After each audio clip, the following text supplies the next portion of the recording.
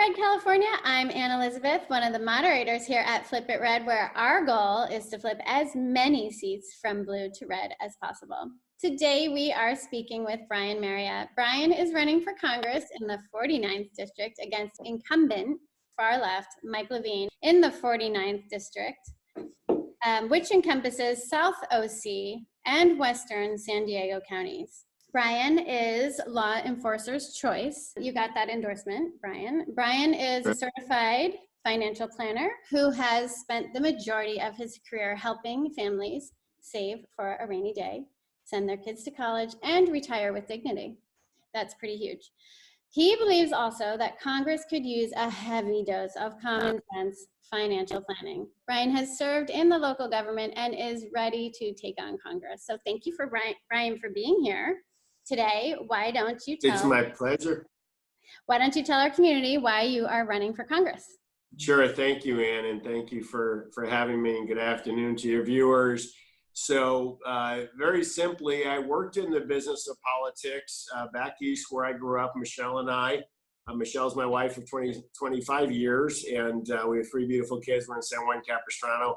And I worked in the field as a chief of staff in the legislature back east, and enjoyed the business, but wanted to have a bit more of a normal career, and went on to financial services and enjoyed that for 25 years. Went on the council in San Juan Capistrano in 2016, and ultimately, when you watch where the state and the country is going, it's hard not to be concerned, and you want to do what you can. And so I concluded that I was going to retire on my 55th birthday and run for higher office and also be a good mayor in my city. And we've done some terrific work in the city, and ultimately dedicate the last chapter of my working life to public service. And so that's what we've done. It's gone very well. We cleared the Republican field, finished in the top two. So myself and Mike Levin are running off on November 3rd, and the race is going very well. We believe we're going to win a close race in November.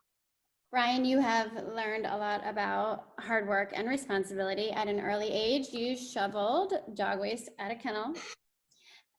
You were an attendant at 15, worked as a dishwasher and a busboy in a restaurant chain, became a cook, server, and ultimately an assistant manager while you worked full-time to pay your way through college. Very rapid. Yeah. You even did a stint on an overnight janitorial crew to keep you up with your student loans to a manageable level. So you worked hard. Yes. To get where you are. Yeah. How do you feel about all the Bernie bros and even your opponents' radical leftist agendas of free education, but to further anyone who wants to come illegally as precedents for funding their education? How do you feel about education as a whole in the college sector?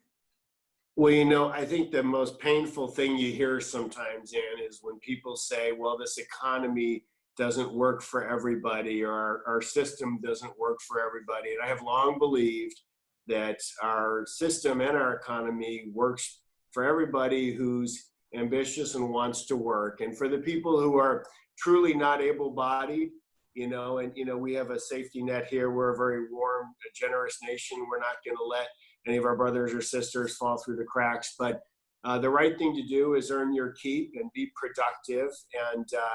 And my mother grew up with 9 brothers and sisters in Gary, Indiana, came through the Depression with a carpenter father. And she actually sent me on a bus to pick tobacco with my older sister when I was 13. And so, I mean, it's I've never regretted any of that. I've always worked hard. Michelle as well. We both paid our way through college and paid off some modest student loans that came after. The equation is a little bit different now in student loan debt. The cost of college has exploded, where we've had very little inflation in our country the last 20 years. We've had about 500% inflation in the cost of higher education. And part of it, of course, is all the guaranteed student loan money. You have a flood of money that makes it very, very easy for our colleges and universities to raise prices.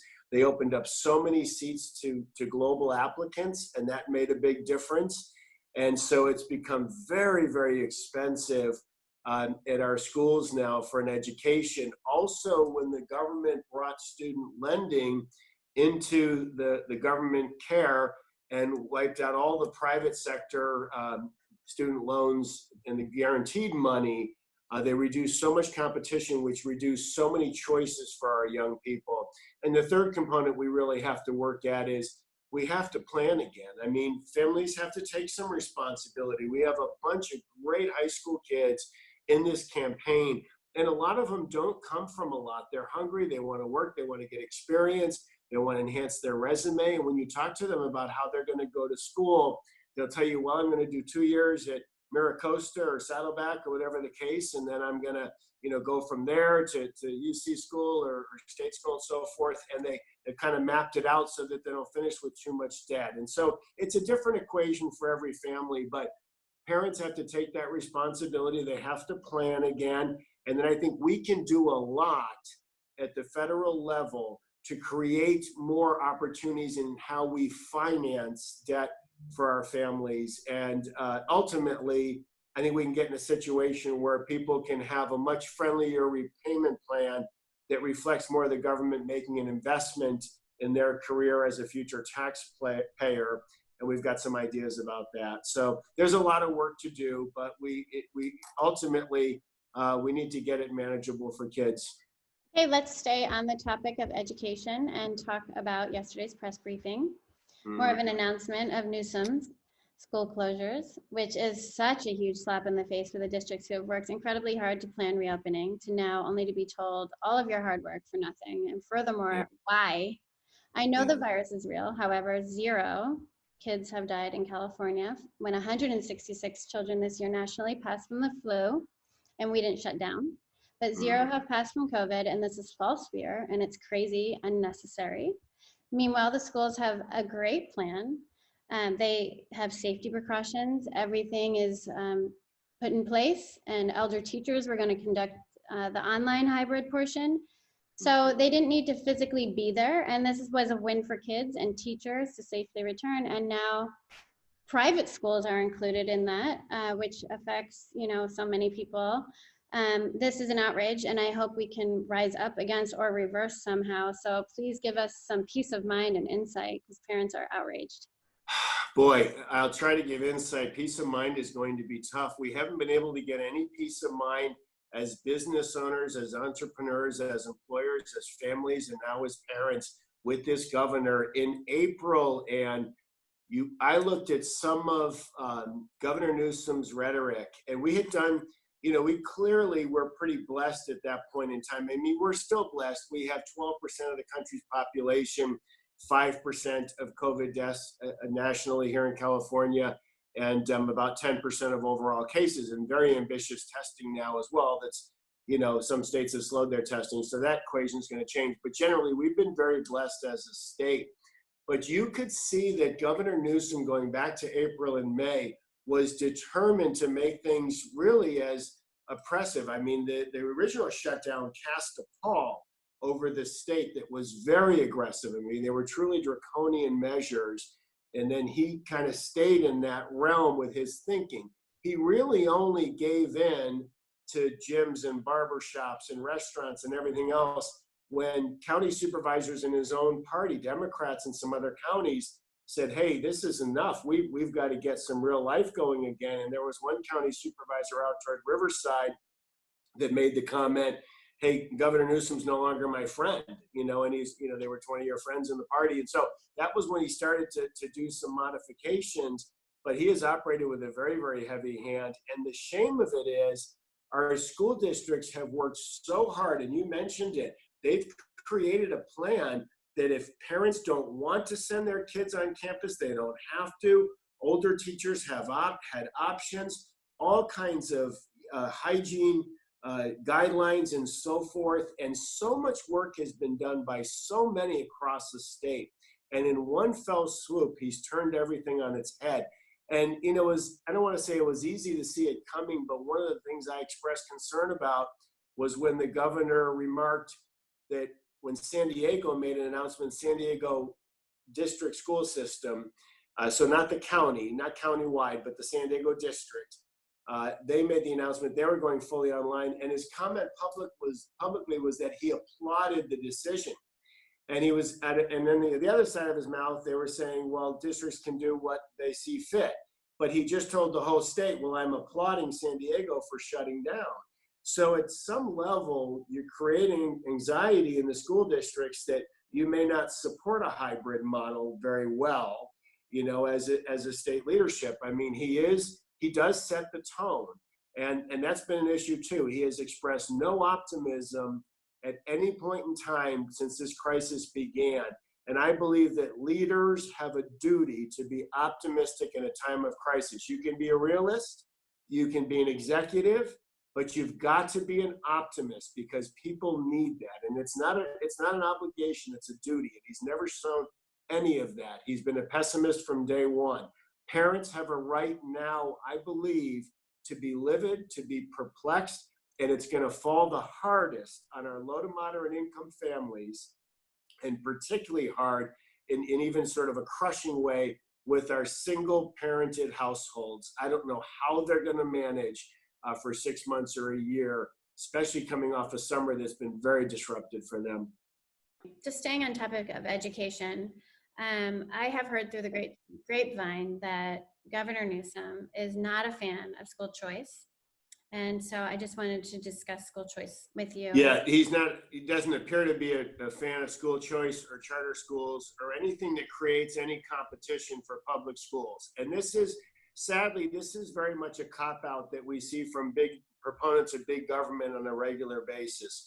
Whenever you look to improve something or create some competition or even allow some competition, you always get the hesitation that, well, if we expand healthcare options for veterans, we're going to hurt the VA. If we expand charter schools, we're going to hurt public schools. All our government institutions have to get better at their management practices, their budgeting, the ability to be nimble. In my 57 years of life, and I have never seen competition hurt anything or make anything better. It only makes it better for everyone. Whether you're a student or a consumer, it always makes things better, but you have to be able to deal with it. And the bureaucracy of public institutions does not deal with it well. So they try to shut it down instead. And he's done that with charter schools. 2 bills passed this year that are very hurtful to charter schools. And then there's a couple in the hopper that just about finish it off. And, forget vouchers and pure choice. I mean, that's not even a path that most of today's Democrats will even entertain having a thoughtful debate and discussion about. So if it competes with the public school system, if it competes with, the public health care, the delivery of public health care, et cetera, it is typically from the hard left unwelcome as a discussion. Okay, let's discuss small businesses. How tragic. My friend is about to lose her hair salon. The shutdown, crushing small businesses. AB5 selling out to the unions, crushing small business and individuals. So please weigh in. Well, this is, it's very, very difficult to be in business in California. It's a very, very non-business friendly state. It's a one-party dominated state at every level, all the constitutional offices. The Dems now have a supermajority in the Assembly and Senate, so it's very hard. So we're so blessed that so many people remain in business and fight through all the red tape and everything that they have to do to stay in business. And then along comes this crisis and this oppressive draconian measure from the top. And then the picking the winners as he began to lift off some of the restrictions and who could go back in business. And I watched small business owners do plexiglass, do markings on the floor, rearrange seating, change the configuration of their booths with, I'm sure, very heavy carpentry costs, and facilitate some outdoor options and so forth. And then finally, when they're at their wits' end, they get some relief, they get turned back on, and they get turned back off almost immediately. And the shame of that is none of the problems that we're experiencing with some spike in cases, mostly amongst younger people, would logically, you could tie back to those types of establishments. I've been in restaurants, my gym 3 or 4 times, and 2 haircuts since things got turned back on. And I didn't see anybody anywhere near anyone.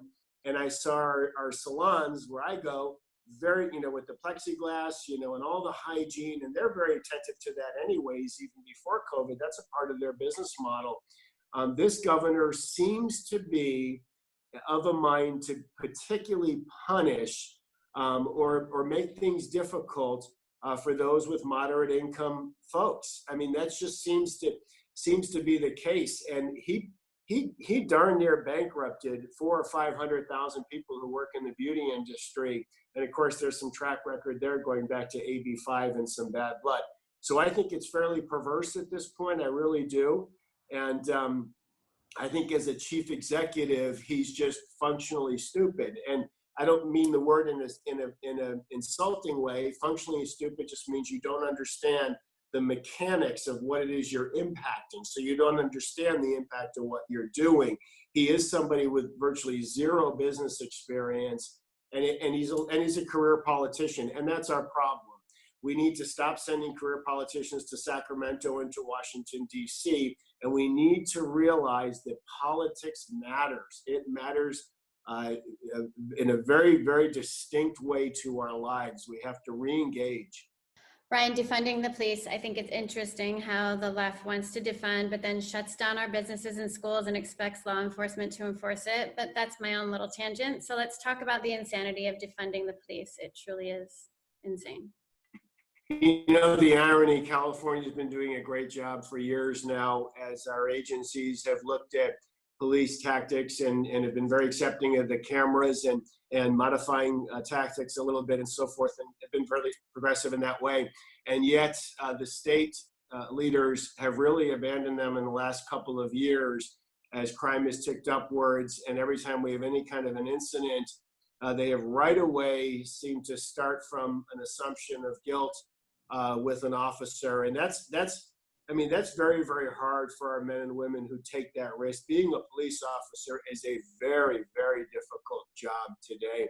And in states where, we're allowing people legally to use the most toxic and poisonous drugs in public, we're allowing them to, not be in prison for theft at certain levels. We're turning them out of prisons for COVID and overcrowding and other reasons that are cop-outs, really, they truly are cop-outs, and we can get to that. And then we're not standing beside them. When we make a mistake in public service, whether you're a fireman or a politician or a city worker, a DPW worker, there are consequences, but they're relatively mild. When a police officer might make a mistake in a fraction of an instant, it's a life or death situation. And Mike Levin and the hard left want to take qualified immunity away so that our police officers' families aren't even protected anymore from financial ruin if they either make a mistake in a hair trigger moment, or they just make a mistake that is perceived to be such by the public, and then the politics of it rolls over the lawmakers or the judicial setting. So it's very, very hard, and we're going to lose good police officers. I don't know why the hard left and the San Diego Democrat Party made a remarkable statement, and about 3 weeks ago, they actually made a statement that elected leaders should condemn the local police, should defund the police, and should reject any support or resources from the police in a political campaign. This was the formal statement of the Democrat. He goes to the rallies and he's very, very provocative that way. And I think that's a shame. It is a shame. Your opponent claims to be mainstream, but he's so incredibly far radical, really left. And it's funny because last election he was pushing that he was somewhat Republican weighing in candidate, but it's absolutely a lie. He is in my district, and I heard him say this, and my neighbor's yard who hosted him and touted this for me. He's really more of a Republican, but he's running left, and it's not true. Hoping I'd actually vote for him, which thankfully I would never, but I know better. He's a chameleon who said whatever he needed to in front of his audience. And I think it takes a certain type of person and their character to outright just be fine with, lying to people's faces for their own gain. It speaks volumes. Meanwhile, he and Schiff are best buds, and Mike Levin and Adam Schiff are in sync. And Levin is one of Schiff's operatives. I think you've said that, and along with Newsom. And I want to talk about him because he is kind of an unknown silent super threat. So that's why it's important that we need you in and him out. So let's talk about it. Yeah, I'd be good with that. And, I don't, Mike, they go to our church. We're always cordial with each other. But Mike Levin is a dogmatically hard left politician. And that is his track record. He was the director of the Orange County Democrat Party for a time. His views have always been very, very hard left. He didn't hide from it early, and then in the 2018 cycle, after the primary, he just didn't express himself in too partisan a way, and just kind of let the money and some other things carry him over. But this is somebody who ran on impeachment, who ran with the full field support of the Indivisible group, that is a national group, that is a wildly hard left group, that is born out of just pure resistance of President Trump. But Mike is very much a socialist. He is the co-sponsor of a bill and an initiative that would ultimately put about 38% of our economy in the hands of the government. So that's the co-sponsor and champion for the government-run Health Care for All bill, which is 1384N, and it's a frightening bill because it means that government runs healthcare from the day you're born to the day you die, and it's free, but of course you get what you pay for. Then the government disallows every other form of private insurance. So your family has zero options and your loved ones have zero options. And of course, I call the Green New Deal the National Economic Suicide Pact, and that's what it is. Our nation is blessed to be energy independent for the first time in its history. Last year, we have wonderful clean natural gas. We have incentives kind of creeping their way along and making a little difference incrementally, but coal is burning cleaner and cleaner, and there's some technology that's in the works to ultimately have zero emissions coal. I don't know if that'll happen or not. If not, certainly coal will be the first to go away, but it won't be tomorrow. And it's remarkable. I mean, he voted to allow 16-year-olds to vote.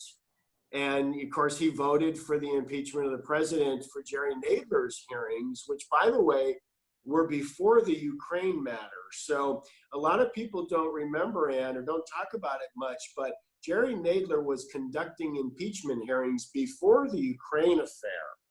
And when Pelosi went to shut them down, it was the one time Mike broke with her and voted against her. And he effectively voted for the Nadler hearings and the impeachment of the president even before that Ukraine thing. His team, his activists were so tied to the Russian narrative. You look at pictures of his campaign office from the first cycle, they got Russia everywhere, or a little bit into the incumbency. That's the makeup, and that's who he is. And, he's aligned in the Progressive Caucus. It's a caucus of people who I don't think have the same vision for our country that you and I do, and probably most of your viewers, a vision that, keeps our country on the course of our foundational principles, offers opportunity and liberty to all. And, you get out of life what you put into it, and if you need to be carried through life because you're truly non-able-bodied or something, or, the state's gonna largely make sure you don't fall through the cracks. And that's, I think we're compassionate people and a faith-filled country that probably appreciates that about our country. But the cruelest thing you can do to a human being is give them just enough money to survive if they are able-bodied. And of course, we do that all over the land. We've got generations that are, have been dependent for 2 or 3 generations now, and it's created nothing but problems. And sadly, it's almost like giving up on people. And that's who that party is at the hard left. I mean, it's a party now that I think has lost its moorings. And, Mike is a champion of all of that stuff, all of it. It's ridiculous to suggest that he is compatible with the Republican Party in any way on any issue. Your neighbor is either 100% fooled or just, naive. I don't know which, or, or just, or devious about it. He is one of the 5 hardest left freshman members of Congress. he is easily as hard left as AOC and Ilhan Omar and all of them.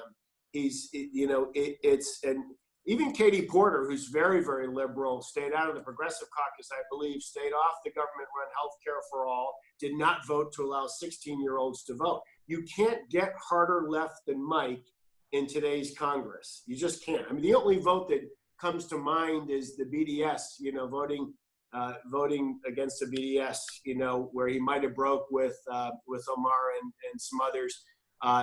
But for the most part, you just can't find any issue where Mike could be harder left than he is. And what we know from the polls throughout the 49th district, which for your viewers is Del Mar all the way up through Dana Point, is that when you make people aware of this and you talk about the issues, his support drops tremendously. But, obviously you have to have the money and the manpower and everything else to get the message out there. But Mike is an operative, and he gets behind young socialists. He's done that now on a couple of occasions just in the last 2 years. And this is who he is. And I don't think this is who our district and our communities are. So I want to mention the healthcare system. Sure. They have a plan to dismantle Medicare right now, but there are so many other agendas. Can we talk about that? Yeah, very, very important to me in our campaign. Healthcare and economic policy have probably been the two primary issues in our campaign. Obviously the economy and how it impacts families from my background is very important to me. My keep me up nights worrying, as a father of 3 is healthcare. There is a movement in this country to destroy private healthcare and private healthcare insurance. Mike's bill has a $500 billion pool of money for displaced health insurance company workers. Because when government runs it all, there'll be no more need for health insurance companies. We have gone from about 30 viable ones post-Obamacare Affordable Care Act down to about 6 or 7 that are still active in the business. And that's such a shame because the government, through Affordable Care Act, and it's rather silly to call it that because it's done nothing but double and triple premiums and deductibles, has really taken so much competition out of the insurance marketplace. But folks need to understand that the end game is Mike's bill. It was written by Preala up in Seattle, and that's the end game. They're going to talk about an interim bill that Pelosi's going to get behind to try to take, do a little bit of a head fake in the campaign season. But the end game is government-run health care. So no matter your lot in life, you're not allowed to have healthcare circumstances that are any different than anybody else's. It does away with Medicare in 2 years. It does away with TRICARE, which is devastating for our retired military who've given so much to our country. It eliminates private healthcare insurance. It makes it illegal for employers to offer it. And it creates a situation where even if a physician offers private pay care to somebody, they're out of the government network for a year. So it's truly destructive and scary for our families, business owners, retirees. And it is, I said 3 or 4 months ago on a release, I pleaded with Congressman Levin. I said, take yourself off of this.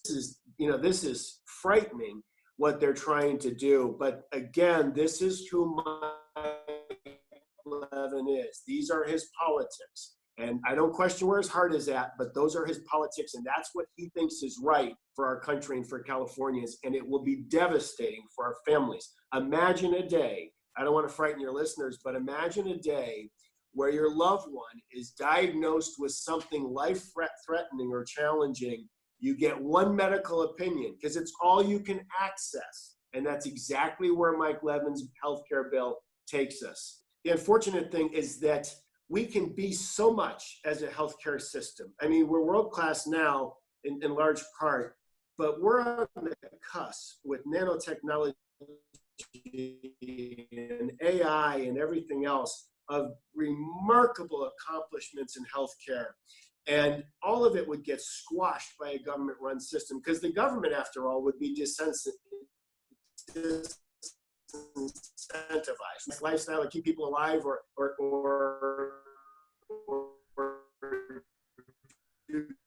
great to try to deliver it all to 350 million people. So it will crush all of that. And if we just unleash competition and get competition back in the marketplace and price transparency and sharper negotiating around pharmaceuticals and everything else, we can go from good, very good, to exceptional with our healthcare system. And we can do it while we take care of the vulnerable. I've never had a problem with the government remaining involved in healthcare for our truly vulnerable. And, that is something we're always going to want to do. And we can enhance that because we would enhance procedures and processes to destroy the private health insurance system. And that would be catastrophic for families and for older people and for individuals. Can we talk about mail-ins and the real threat and where we are right now with it? I know Kiley and Gallagher put a restraining order on them. What do you think is going to happen with mail-ins? I know ballot harvesting is legal, but mail-in voting is terrifying, and it's their way, in my opinion, to cheat. And I don't think they have any qualms about doing it either. So what is your take?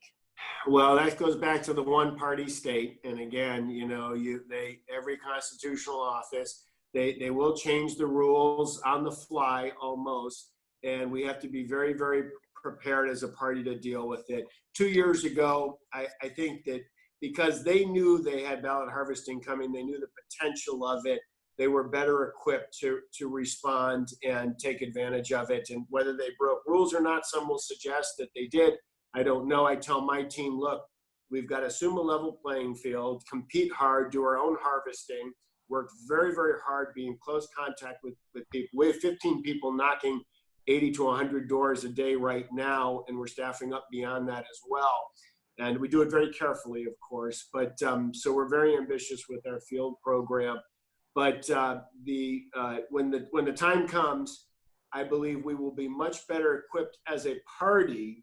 There are organizations that are working very hard on voter integrity, on the mail-in integrity. There is a lawsuit that former Congressman Issa is a party to that, we don't know where that will play out. And, it takes a long time to get through the California system courts-wise. But in our race, we just block and tackle hard every day. And we'll have a tremendous field team on the ground. We'll be close to the voters. We'll be accessible to the voters. And what we can control is what we do every day in the system as it's currently defined. Now, the broader picture nationally, for the long term, et cetera, I have reverence for my right to vote and for what people, they pulled my father out of college at 19 to go fight in World War II, and his brother too, who was never the same and ended up killing himself years later. And, there's so much sacrifice has been made for our right to vote. And the notion that you have to modify your day a little bit and go to a site, or go through the process of applying for an absentee ballot and so forth, which, might take a pinch of effort. The idea that somehow all of that is too difficult really doesn't set well with me. I'm not, the idea that somebody can vote, by something that comes in the mail automatically doesn't offend me. I just don't think it's necessary. And I don't think it's even necessarily good for society, because we want people to put some effort in. We want them to give it some thought. We want it to impact their day a little bit. It's a major decision. And in California, we average 20, 30 ballot questions a cycle. That's a lot for people to digest, and we make bad decisions. Prop 47, which has had a terrible impact on crime and mental health. We have people literally committing suicide over a period of years by pouring this poison in their bodies that we've effectively legalized with Prop 47 and on and on. These are bad votes, that people are making. So you got to put some effort in. And but we'll operate on the playing field, and we'll assume that it's a level playing field. That's all we can do. And but we'll see where the courts come out on some of this stuff and if it impacts anything in November. Let's talk about your logical approach to the environment. You take a stand, which is awesome, because we need to talk about it more. Yeah, so if you're going to be a thoughtful leader and you're going to be a part of effective policy making, you can't get caught up in the emotion of the environmental debate or an issue. You have to look at it thoughtfully, and you have to look at it with a little bit of a businessman or businesswoman's perspective. Recognize some of the challenges. I mean, surely for decades now we've had greenhouse gas emissions as a nation. I don't doubt that it's had some impact in the environment, notwithstanding everything else that's going on, more broadly in the universe. I don't know what impact that has as well, but I'm sure there's been a contribution from greenhouse gas emissions. But we're down to 14% of the world's greenhouse gas emissions. We've made tremendous gain. We have the benefits now of very, very clean natural gas. And again, we have a little incremental gains in renewables and so forth. We can't punish people either health-wise or economically to the extent that it impacts their health. There are two stats, Ann, that are time-tested and proven by studies. One is that in this country, in America, we still have about 15 to 18% of our elderly population in colder weather areas that underheat their home at night to the detriment of their health because of the cost of energy, okay? And we have every year around the world about 3.5 million people that die because they asphyxiate themselves in their home trying to heat or cook with twigs and cow manure, right? So that's devastating poverty across the world. We can't tell them they can't use coal or they can't use oil to get out of that poverty and save lives by the millions. Every day, fossil fuels around the world bring thousands of people out of truly life-threatening poverty. You can't stop that, nor can we stop all the coal plants that are going up in India and China and elsewhere. So we can do our part, but our part's only going to have so much impact. So we have to be thoughtful and balanced about how we do it. And we can't destroy livelihoods and the health of our own citizens with foolish manifestos that strive to get rid of fossil fuels in 10 years, which is fundamentally impossible to do. It's simply impossible to do. So let's be honest about it. Let's not put it in a resolution and crow about it and get behind it as though it can be done, because you lead people to think that it can be done. That's not leadership. And that's my beef with Mike and the hard left around the environment issue. And many of them are very much hypocrites about it, but that's a longer conversation. So I want to get there, and I want to get some work done, some thoughtful, collaborative work done on the environment, things that we can attain that are balanced and can have some real results. Let's talk taxes. Taxes is probably the #1 issue in Flip It Red after recalling Newsom, but we wake up to new taxes daily. What can we do to keep from drowning? Well, so we have a state of California issue, and we're going to have to just really light it up in terms of the activism, and that's the biggest challenge, I think, to California residents, the extent to which you can file a ballot question and it can pass 10 or 12% and could ramp up state tax rates another 2%, 5%, 8% without a second thought. That's the current political environment in California, and that's frightening. And then there's the fact that with the supermajority for the Democrats in Sacramento, they can do great damage themselves without the ballot process. Nationally, we need additional tax reform. So the 2017 tax reform, which my opponent just mocked, it. I mean, just really remarkable to listen to his rhetoric back then about tax reform. Well, we know what that tax reform did. The minute we took our largest employers and we put more money, hundreds of billions of dollars back in their operating capital, they gave, a lot of companies went right to a $15 an hour minimum wage. They created new divisions, new products. Companies that didn't have tuition reimbursement and family leave policy kicked right in with it. I mean, it was a remarkable thing for our workers across the country. And then when we brought taxes down for middle income earners and lower income earners, that was remarkable. I mean, that was, very immediate impact. And then the pass-throughs for our small business entrepreneurs and the excitement that brought, suddenly you can keep more of what you make when you take some risk. And that's how we got down to a 3.5%, 3.2% unemployment rate with historic levels of employment for all various groups that the media loves to classify and stereotype into different groups, which I refuse to do. But it was a remarkable story pre-COVID, a remarkable story. More kids had more opportunities coming out of high school, community college, the military here in the West Coast. I mean, it was very, very exciting. And then COVID, of course, was like a body blow that was something that, that the country hadn't seen in decades, if at all, and so obviously we have to reset. But how we reset is going to be very important, because if we keep borrowing trillions of dollars from our children and our children's children, which is who we're borrowing these trillions from, we're going to create an awful problem for them down the road. And it's going to be higher interest rates for mortgages, for car loans, for student loans, etc. Less capital if you go to start a business, less capital if you go to grow a business. Our cumulative debt as a nation now is at a frightening place. And the hard left just passed their HEROES Act. I just tell you this one quick story in the category of taxes and our future. We had quite a bit of relief in the trillions that was done fairly immediately between the first two rounds. And then the hard left led a package called the HEROES Act, which was tallied at about $3.3 trillion. It has not passed the Senate. Now there's negotiations going on for a round that might come in around about $1.3 trillion. But true story, and at that time that they passed that, my opponent's office, our incumbent freshman congressman, sent a letter to my city saying if we got behind this and helped it pass the Senate, in our city of San Juan Capistrano, based on their formula, we'd get $16.6 million of aid to help us through this crisis. Well, our whole budget's only $25 million, and our budget deficit based on this COVID crisis, worst case scenario, is only $3 million.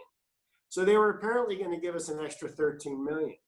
And this is the kind of nonsense that the left goes to and then tries to create this scenario where anybody who talks sense into their heads and gets some compromise at a lower figure that we're going to borrow from our children and their children is somehow being cold and cruel. That's not leadership. That's nonsense. That's political nonsense. And we have to stay tuned in to what they're really doing, because their business skills are so bad. When you talk about the Mike Levins, AOCs, and Gavin Newsoms of the world, and Jerry Nadlers, their business skills are so bad, and their understanding of fundamental economics is so bad that it can be devastating for our families if they run every branch of federal government like they are here in California.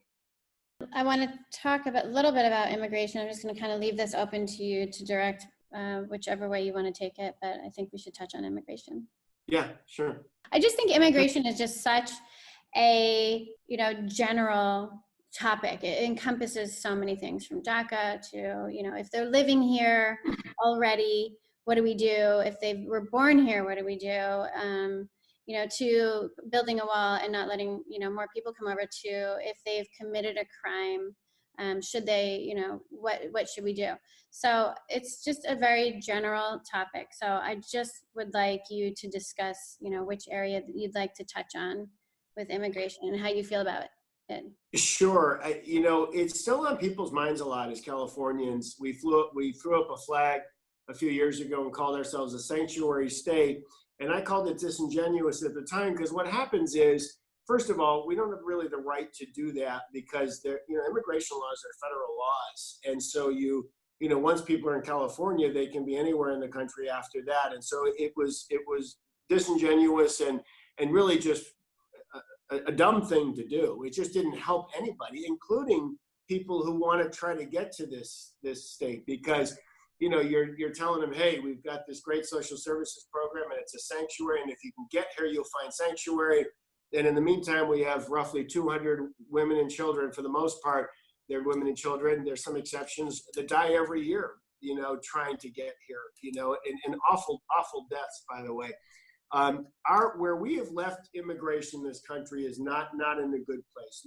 I don't think either of the major parties has been real stellar on the issue. There's a lot of soul searching to do with both parties. Having said that, the Democrat Party for a few years now has demagogued the issue and used it in such an obnoxiously political way at the expense of human life. And it really is remarkable to watch how disgusting in broad strategy they have been with this issue. And I think most Americans, most Californians want us to maintain the rule of law, want to thoughtfully manage who comes in the country and who can be allowed entrance. You know, we have businesses that need labor pool, we need different skill sets. You know, you always want to continue to be a welcoming country like we have been since our inception. You know, that's kind of our brand, if you will, right? So nobody wants to shut down immigration, but my goodness, you have to be able to manage it. Otherwise, you're not a sovereign nation.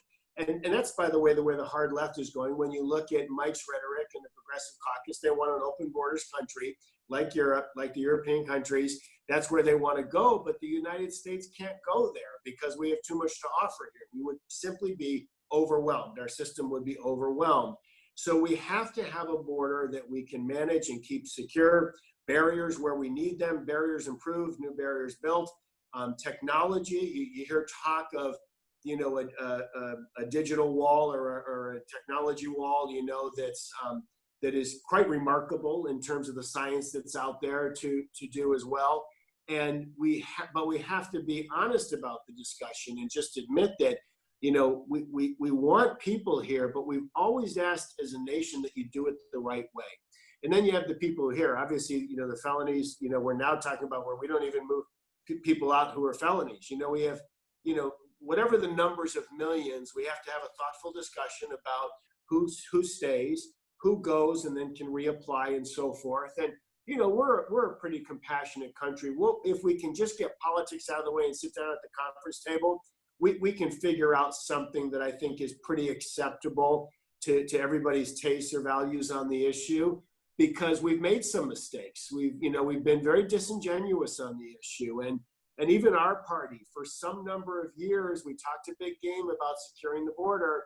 And then, you know, big business like that, cheap labor and stuff. So there's been a lot of disingenuous behavior about that. But now it is coming to a point where it's become kind of poisonous, because it's caused our country to start to question our values. You know, we had some awful situations at the borders there, and families split apart and various things. And there's no reason our country needs to be questioning our values. We've been welcoming people into this country for decades. We've always just asked that you do it the right way. You know, that's what we ask. And you know who's most strict on the issue? And, you know, we have a lot of Latino Americans that I speak to on the campaign trail, and they want more than anything to have the system be maintained in a proper and organized way and orderly way and respect for law and order. So we just need to get to the table, get politics out of the way, get to a thoughtful place on the issue. But it has to start with respect for the rule of law and a strong, secure, manageable border, and then we go from there. And that has to be an acceptance by all. And we have to put the people who are pressing for open borders in a big timeout, because this country can't do that. We just have too much to offer. It's foolish to think that you could say to the whole world, here's the American dream, come and get it. But if you don't succeed, we'll give you a social services safety net that includes public assistance that'll create a lifestyle for you that may well be better from the working lifestyle you had in the country from whence you came. Mm-hmm. Anybody around the world would sign up for that if they're in one of these tragically broken countries. So we can't do that. But again, that's like a business issue. I don't expect them to understand it, because that's not who they are. They're hard left, semi-hysterical liberals. But we just need to put them in the corner and say, hey guys, you sit this one out, because you're so far off the rails on this issue, we can't have you at the table. And then we get to a thoughtful place with immigration reform, with reasonable Democrats, reasonable Republicans, and get it done. Once and for all, get it done. Last words. Is there anything else you would like to tell our members? Oh, I will tell you that, so I'm 57, and I have probably never seen, I mean, I wear a few hats as a candidate. I'm still a certified financial planner and a lot of years of experience in that field. So I still think that way a lot about different problems and issues. I'm a father of 3, and I'm an elected official in my city. And with all hats that I wear, I would tell you that I believe this is the most important election of our lifetime for a variety of reasons. And certainly Carter Reagan was an important election. It came a couple of months before I was eligible to vote. And there was a lot at stake in that election. Our country was really kind of faltering at some level. But I really believe when you look at everything that's at stake in this election this year, this is the most important election in our country's history since I've been alive. And I hope everybody will do everything they can. Obviously, you have to vote, but then take part in the process. And whether it's a ballot question or a candidate, try to be part of one of those three legs of the stools, you know, the candidate staff, the volunteerism, or the donors. You know, you just have to engage in part of that effort. It can be a ballot question.